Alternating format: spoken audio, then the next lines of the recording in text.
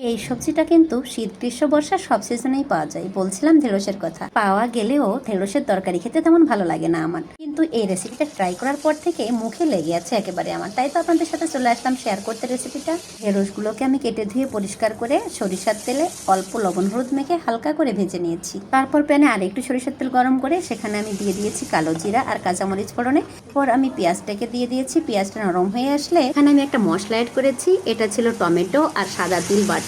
এটা দেওয়ার কারণে ঢেঁড়সটা খেতে অনেক মজা হয়। মশলাটাকে আমি ভালো করে ভুনে নিয়ে তারপরে গরম পানি অ্যাড করে দিয়েছি।